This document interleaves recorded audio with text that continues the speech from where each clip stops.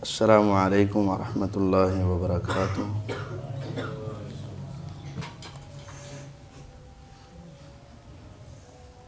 नहमदुहु व नुसल्ली अला रसूलिहिल करीम, अम्मा बाद।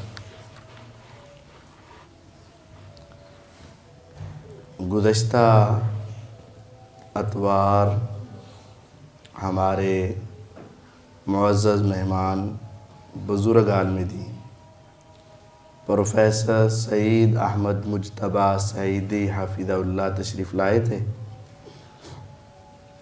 वो हमारे पास मेहमान थे, तो हमने फिर उनसे गुजारिश की कि वो दर्स कुरान दें, और अल्हम्दुलिल्लाह उन्होंने नमाज के औक़ात के हवाले से ही आपको अहादीस पढ़ाई और सुनाई थी, और उसी को आगे चलाया जाता है। नमाज के औक़ात को सीखना एक अहम फ़रीज़ा है और हर मुसलमान की रोज़ाना की ज़रूरत है, और दिन रात में 5 मरतबा इन नमाज़ों की हमारे ऊपर पाबंदी है, तो उसका सही वक़्त मालूम होना लाजिम है। हदीस में ये बात बताई गई है कि ज़ोहर का वक़्त उस वक़्त शुरू होता है जब सूरज ज़ायल हो जाए। अब ज़ायल होने का मतलब क्या है, ये अभी समझाता हूँ। और ये कितनी देर तक रहता है, जब तक आदमी का साया अपने बराबर नहीं होता। और असर का वक़्त एक साये के बराबर होने के बाद शुरू होता है, और अफजल वक़्त, बेहतरीन वक़्त उस साये के डबल होने तक है। अगरचे उसका जायज़ वक़्त सूरज के गुरूब होने तक है, लेकिन अफजल डबल होने तक है। मगरिब का वक़्त गुरूब होने के फ़ौरन बाद शुरू होकर आसमान पे जो सुर्खी है उसके गायब होने तक है। और इशा का वक़्त मगरिब से शफ़क़ के गायब होने से लेकर रात आधे हिस्से तक है, आधी रात तक। ये अफजल वक़्त है और असल वक़्त है। लेट हो जाए तो फजर तक भी पढ़ी जा सकती है। इस वक़्त को अगर आप खुद चेक करना चाहें तो उसका तरीक़ाकार ये है कि आप अपनी छत पे, घर की छत पे, जहाँ बिल्कुल वाज़े धूप आ रही हो,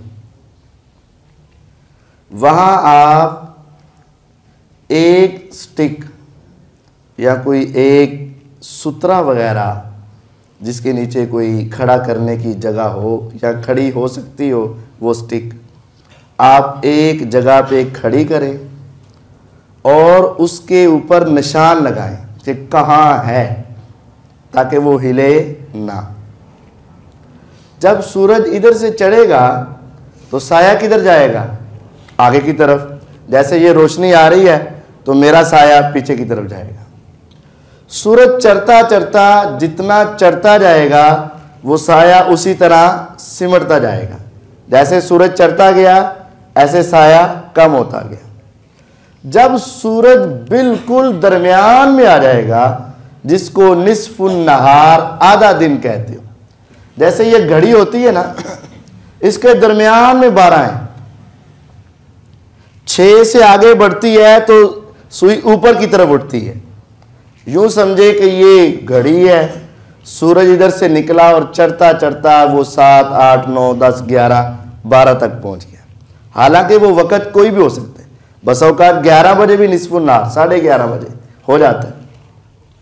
तो वो चढ़ता चढ़ता जब सारा साया जो आगे बढ़ा हुआ था इकट्ठा होता, सिमटता सिमटता उस लकड़ी या वो चीज जो आपने रखी थी उसके नीचे आ जाए और उस वक्त उसका साया चारों तरफ उसके अंदर आ जाएगा। जितनी देर तक आगे बढ़ा हुआ है वो अभी निसफ नहार नहीं हुआ। जैसे आपने ये खड़ा कर दिया तो इसका साया आगे नहीं होगा, बल्कि जब सूरज बिल्कुल ऐन इसके सर पर होगा, इसका हल्का सा साया इधर, हल्का सा साया इधर, हल्का सा इधर और हल्का सा इधर होगा। यानी चारों तरफ उसकी अपनी मोटाई के मुताबिक उसका साया होगा। उस साए पर निशान लगा लेना है, वो है जवाल वाला साया, यानी असल चीज का साया।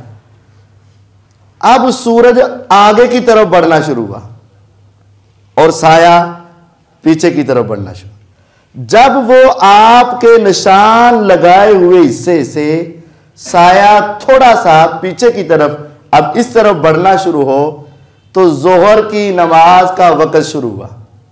जितनी देर तक साया इसके चारों अतराफ में बराबर था उतनी देर तक जवाल होता है ना, कि जवाल के वक्त में नमाज नहीं पढ़नी, जवाल के वक्त में मैयत को दफन नहीं करना, जवाल के वक्त में कुरान पढ़ा जा सकता है। तो वो जवाल का वक्त क्या है, जितनी देर तक वो साया इस शय के नीचे रहेगा उतनी देर तक वो जवाल है। वो ज्यादा से ज्यादा 10 मिनट कहते हैं, वैसे 3-4 मिनट के अंदर ये सिलसिला खत्म हो जाता है, वो हल्का सा आगे की तरफ बढ़ना शुरू हो जाता है। अब उस जवाल वाले साये के आगे अगर ये चीज आपने 1 फुट की खड़ी की थी या 2 फुट की खड़ी की थी, तो जब तक वो साया जवाल वाली लाइन लगाई हुई साये से आगे तक 2 फुट तक नहीं होती, इसके दरमियान में जोहर की नमाज का वक्त है। यानी जितनी चीज वो लंबी है, अगर 1 फुट की होगी तो साया कितनी देर तक, 1 फुट तक जोहर। अगर 2 फुट की है तो 2 फुट तक। हदीस में है आदमी का साया अपने बराबर। अगर आदमी 5 फुट का है तो जब तक वो साया 5 फुट नहीं होगा उस वक्त तक जोर का वक्त कायम रहेगा। तो 1 फुट तो जल्दी जल्दी हो जाएगा और 5 फुट लेट होगा, तो ये क्या मसला हुआ?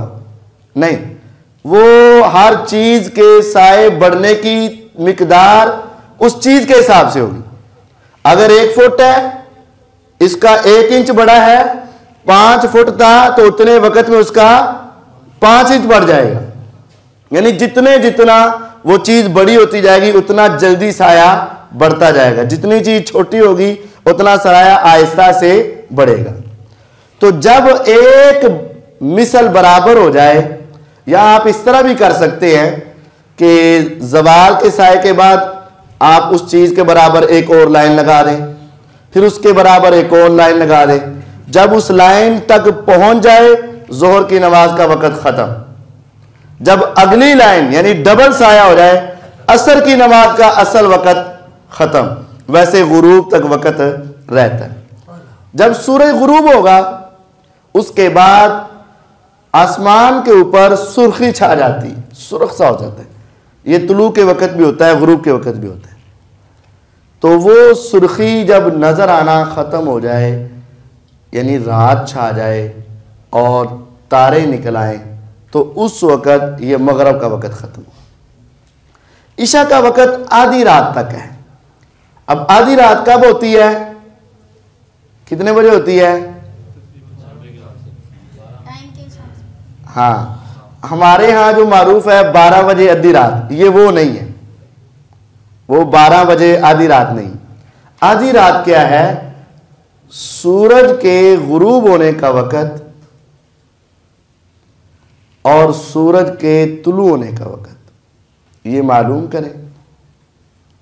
और गुरूब से तुलू के दरमियान में जो वक्त है इसको निसफ कर लिया जाए तो ये आधी रात हो जाती। सूरज के गुरूब और सूरज के तुलू, जो अगले दिन तुलू होना है, ये रात है। गुरूब हो गया तो दिन ख़त्म, तुलू हो गया तो रात खत्म।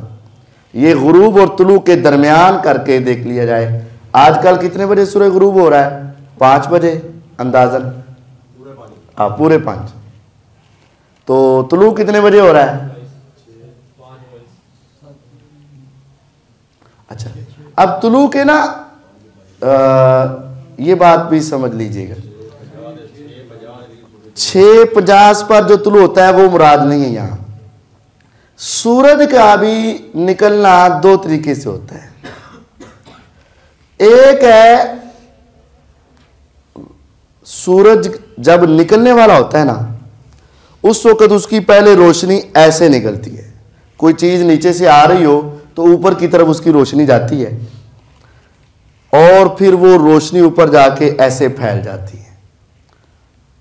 सूरज की टिकिया जो है वो वाकयातन 6:30 पौने 7 बजे आजकल निकल रही, लेकिन वो सूरज का निकलना तुलुए शम्स है।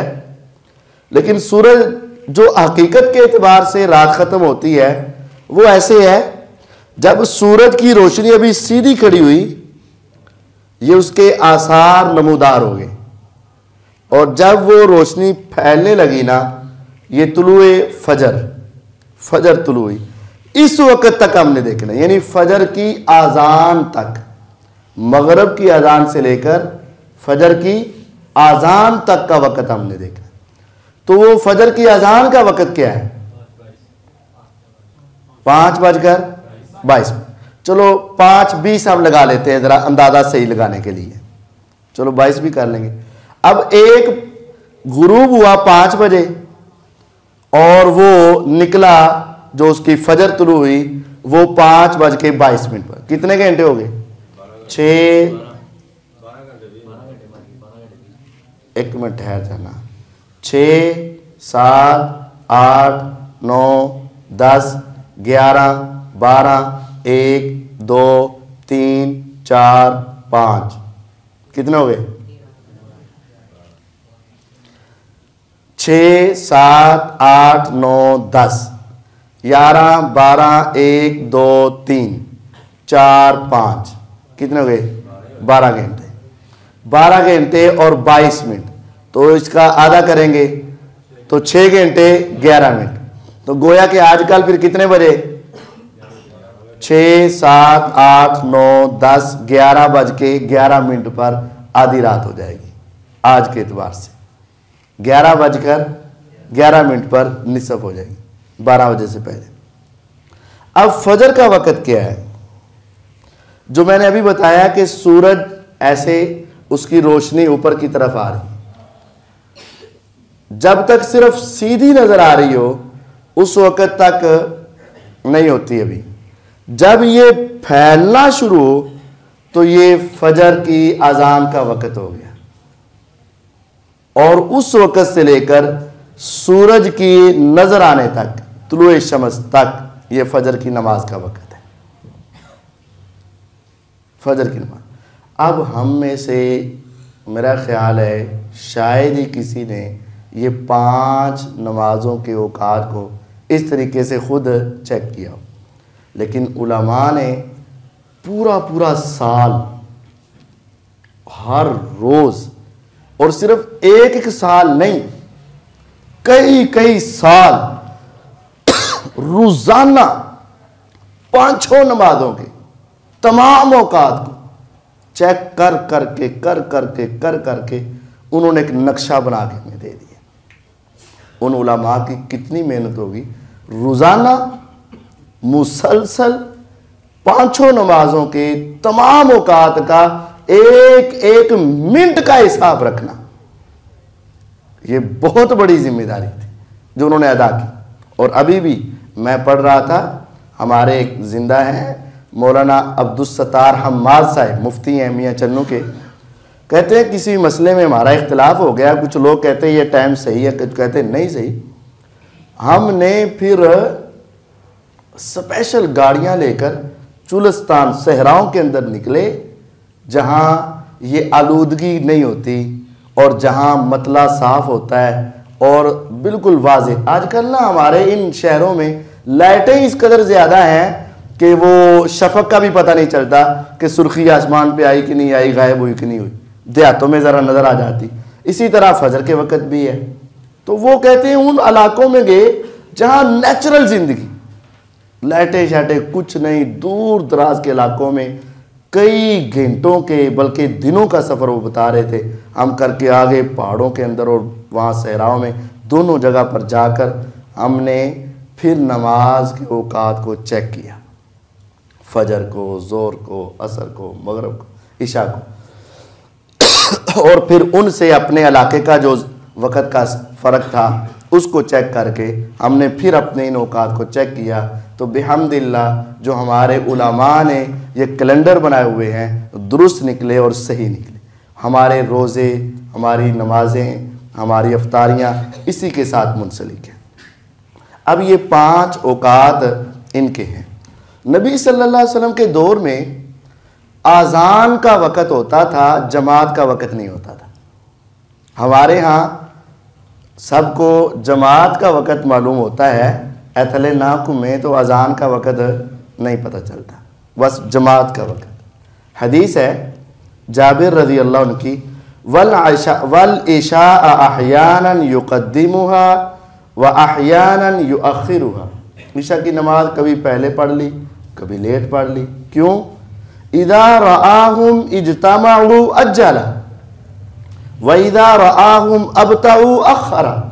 जब नबी अलैहिस्सलाम देखते कि सहाबा जमा हो गए हैं तो जल्दी पढ़ा देते, और जब देखते कि वो लेट हो गए हैं अख़रा, आप थोड़ी सी नमाज लेट कर देते कि चले आ जाएं, वो नमाजी पहुंच जाएं तो फिर नमाज पढ़ लेंगे। इसका मतलब ये है कि नबी पाक सल्लल्लाहु अलैहि वसल्लम सहाबा का बहुत ख्याल रखते थे और जमात में भी अगर 2, 3 मिनट, 4 मिनट, 5 मिनट ताख़ीर कर ली जाए तो हमें बर्दाश्त करनी चाहिए। बस औकात होता है ये। वैसे तो मैंने इधर वो बंद करवा दिए टून, जब टून बजती है ना, टू होता है, सारे खड़े हो जाते और बस औकात वो घड़ी को देखते रहते। ऐसा नहीं होना चाहिए। इमाम आए खड़े हो जाए, ना आए बैठे रहे, चाहे 2, 4, 6 मिनट लेट हो जाए, 10 मिनट लेट हो जाए, आप बैठ गए। नबी अलैहिस्सलाम भी सहाबा की वजह से ये तकदीम व ताख़ीर कर लिया करते। यहाँ भी अगर कुछ लोग वुज़ू बना रहे हैं और पहली सफ में जगह खाली है तो आप कर लेंगे, चले वो आ जाए, मिल जाए, तकबीर तहरीमा के साथ मिल जाए तो नमाज इमाम भी लेट कर सकता है।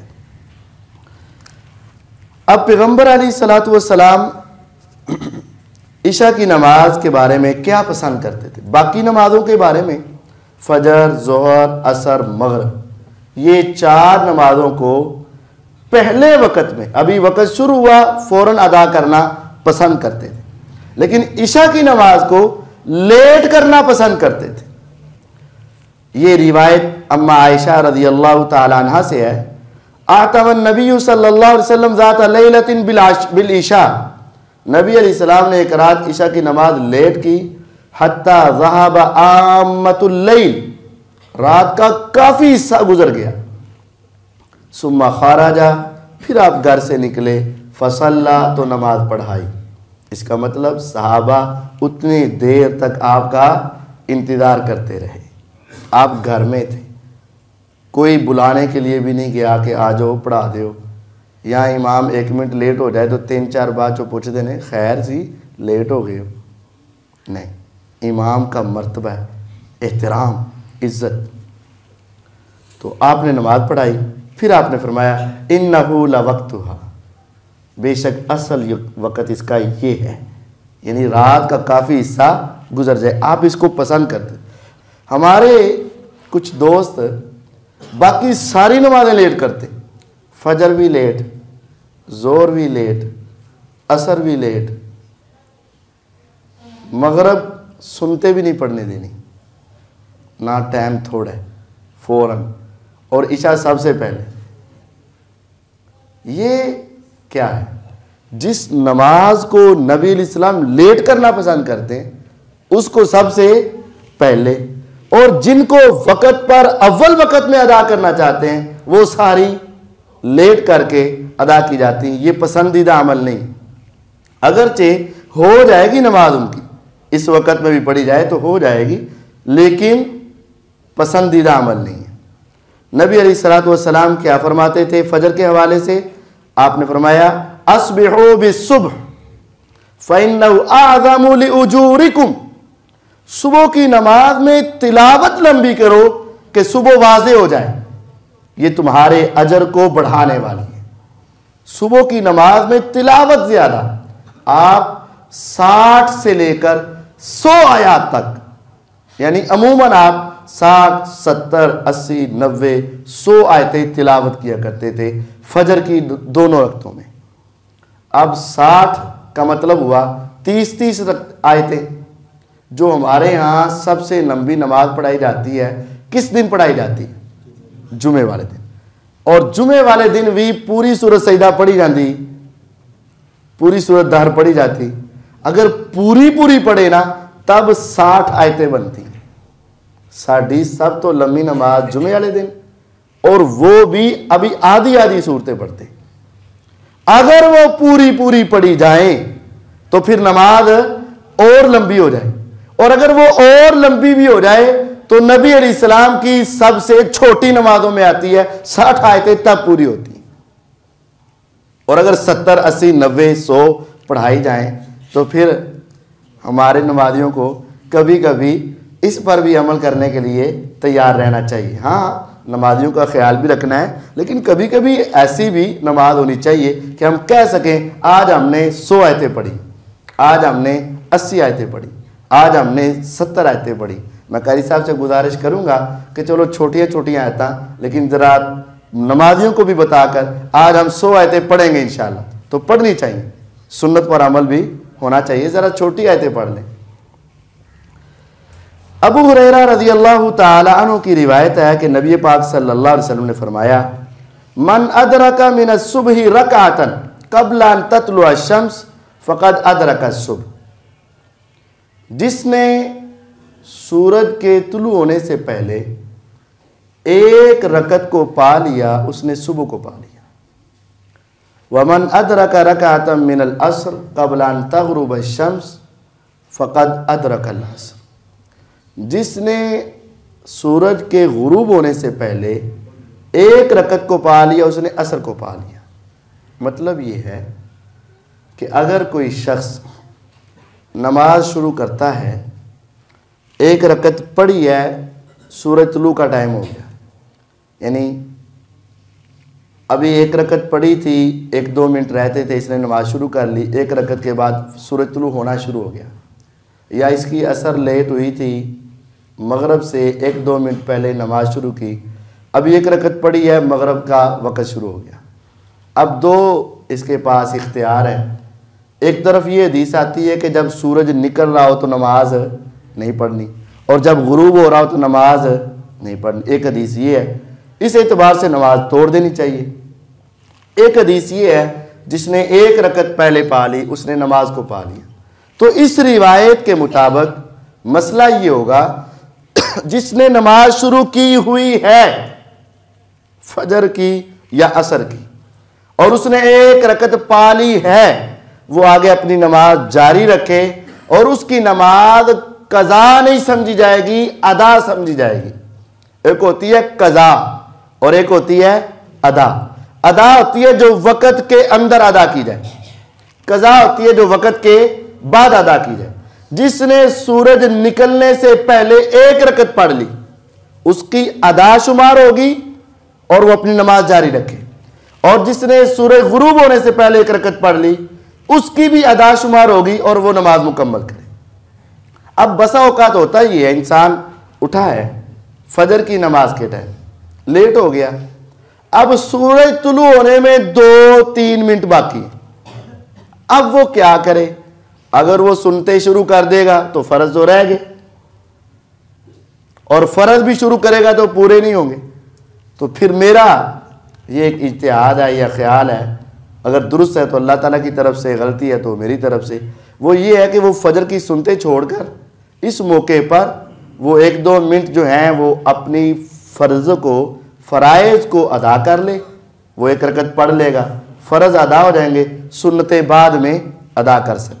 और वो जब सूरज तुलू हो जाए और वो निकल आए और अच्छी तरह निकल आए, उसके बाद वो अपनी सुन्नतें अदा कर लें। यह हदीस सही बुखारी में 589 नंबर है। अबू सईद खुदरी रज़ी अल्लाह ताला अन्हु से रिवायत है, कहते हैं कि मैंने रसूल अकरम सल्लल्लाहु अलैहि वसल्लम से सुना था, ला सलाता बाद सुबही हत्ता ततलु अश-शम्स, जब तक सूरज तुलू ना हो फजर के बाद तुमने कोई नमाज नहीं पढ़नी।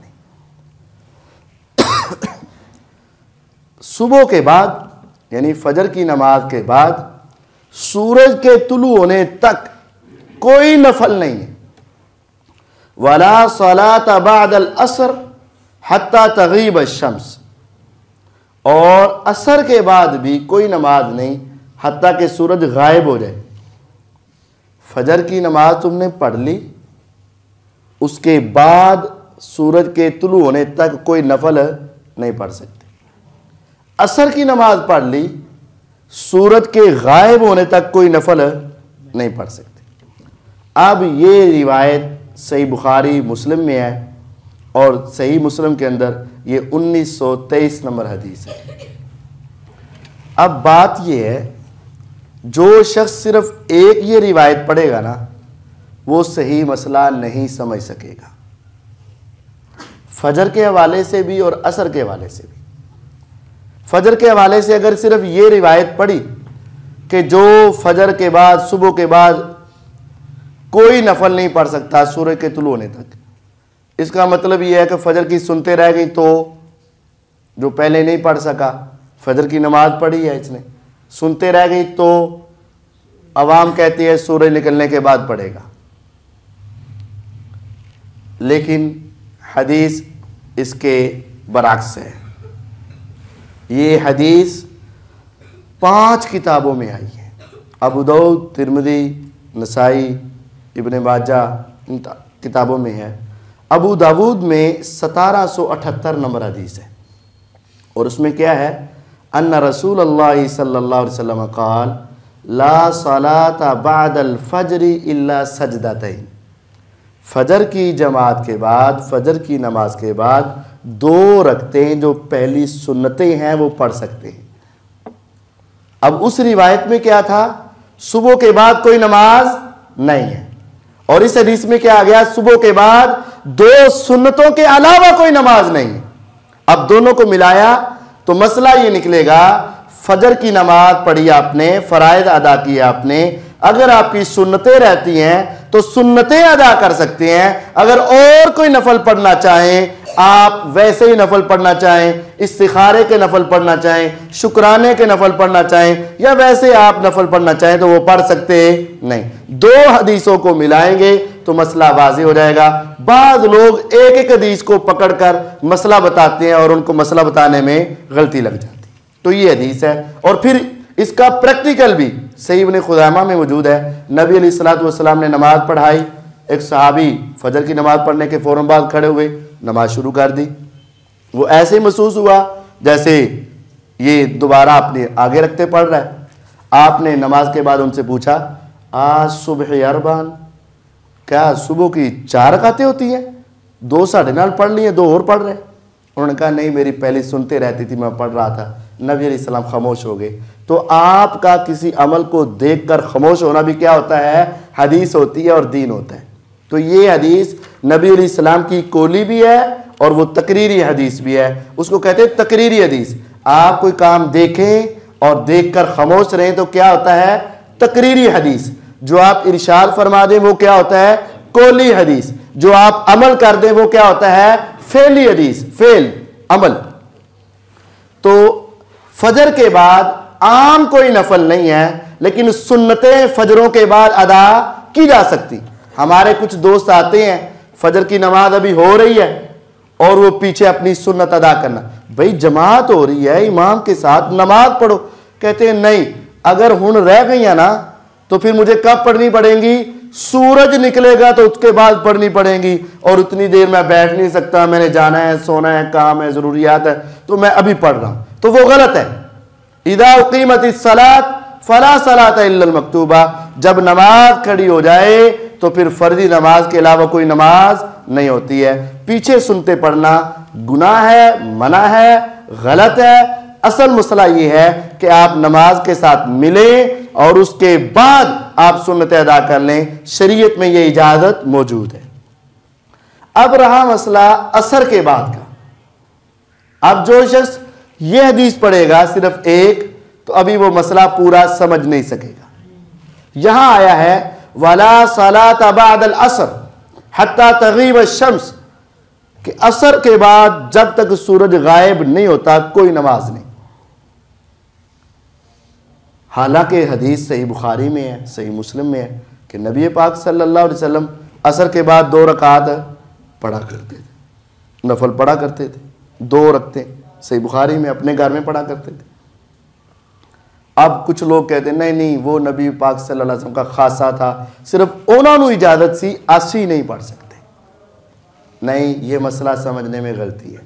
अबू दाऊद के अंदर 1274 नंबर हदीस है सैयदुना अलीउल मुर्तदा रज़ी अल्लाह तआला से, और उस हदीस में यह बात है कि आपने इरशाद फरमाया ला सलात बअदल असर इल्ला वशम्सु मुर्तफिया। असर के बाद अगर सूरज बुलंद हो तो पढ़ सकते हैं, जब बुलंद ना हो तो उस वक्त नहीं पढ़ सकते। अब असर के बाद लंबा टाइम है, वक्फा काफी है। असर की नमाज पढ़ने के बाद अभी सूरज चमक रहा होता है, बुलंद होता है, उस वक्त नमाज हो सकती है। असर के बाद किस वक्त मना है? जब सूरज गुरूब होने के लिए झुक जाए, ढल जाए, और उसकी जो किरणें जो आंखों में पड़ती थी, रोशनियां, वो खत्म हो जाए, उस वक्त से लेकर गुरूब तक नमाज नहीं पढ़ सकते आप। असर के बाद 2 हिस्से कर ले। एक ये है सूरज चमकदार है और उसकी रोशनी किरणें आंखों में पड़ रही हैं, और वो झुकता झुकता झुकता झुकता इस मौके पर आ जाता है जब वो गोल टिकिया की शक्ल में है और तकरीबन सुर्ख सा हो जाता है, जर्द सा हो जाता है, और उसकी रोशनी फिर आंखों में पड़ती नहीं। जब ये किरणें रोशनियां आंखों में पड़नी बंद हो जाएं, वो भी असर के बाद है, और अभी जो पढ़ रही है वो भी असर के बाद है। तो दोनों हदीसों को मिलाएंगे। एक हदीस में आया असर के बाद मना है, दूसरी में आया कि असर के बाद उस वक्त मना है जब वो झुक जाए और बुलंद ना हो, और तीसरी में आया मालम तस्फर शम्स, जब तक सूरज जर्द नहीं होता। तो इसका मतलब कि जब जर्द हो गया वो भी असर का वक्त है, असर के बाद का वक्त है, और जब अभी चमक रहा है वो भी असर के बाद का वक्त है। तो सूरज के चमकने की हालत में आप नफल पढ़ सकते हैं, इस्तिखारे के नफल पढ़ें, शुक्राने के नफल पढ़ें, वैसे ही नवाफिल अदा करें, कर सकते हैं। लेकिन जब वो जर्द हो गया और उसकी किरणें आंखों में पड़नी खत्म हो गई, उस वक्त असर के बाद नमाज पढ़ना मना है और उस वक्त गलत है। असर के बाद फौरन बाद नमाज पढ़ी जा सकती है और ज्यादा लेट नमाज नहीं पढ़ी जा सकती। और ये मसला मक्के वालों के लिए नहीं है। मक्के में जो तवाफ करने वाले बैतुल्ला में हैं उनके लिए ये कोई पाबंदियां नहीं। ज़वाल हो, तुलू हो या गुरूब हो, कोई भी मसला हो, उनके लिए नहीं है। ये हदीस है जुबैर बिन मुतइम रज़ी अल्लाह तआला अन्हु फरमाते हैं कि रसूलुल्लाह सल्लल्लाहु अलैहि वसल्लम ने फरमाया या बनी अब्द मनाफ, ए बनी अब्द मनाफ, ला तमनउ अहदन ताफ़ बिहादल बैत। ये बनी अब्द मनाफ ये बैतुल्ला की निगरानी करने वाले थे। आपने फरमाया जो शख्स बैतुल्ला का तवाफ कर रहा हो किसी वक्त में भी, तुमने उसको रोकना नहीं है। 24 घंटों में जब चाहे तवाफ कर, तुमने नहीं रोकना। वसल्ला अय्यत साअतिन शाआ, और जिस वक़्त भी वो नमाज पढ़ना चाहे पढ़ने दो। मिन लैलिन औ नहारिन, दिन का वक़्त हो या रात का, किसी भी वक़्त वो नमाज पढ़ना चाहे नमाज से ना रोको, तवाफ़ करना चाहे तवाफ़ से ना रोको। तो ये पाबंदी बैतुल्ला के अंदर नहीं है। वहाँ ये तवाफ़ करने के बाद 2 रकते मकाम इब्राहिम पर अदा करनी है, जिस वक़्त में चाहें वो पढ़ते रहें, इसके अंदर कोई पाबंदी नहीं है। तो ये चंद मसले हमने आपको सुनाए। अव्वल वक़्त में नमाज़ पढ़ना अफजल है, आखिर वक़्त में नमाज़ पढ़ना फजीलत से खाली हो जाता है, बहरहाल अदा हो जाती है, लेकिन हमें हर सूरत अव्वल वक़्त में बाजमात नमाज अदा करने की कोशिश करनी चाहिए। अल्लाह ताला समझने की तौफीक अता फरमाए।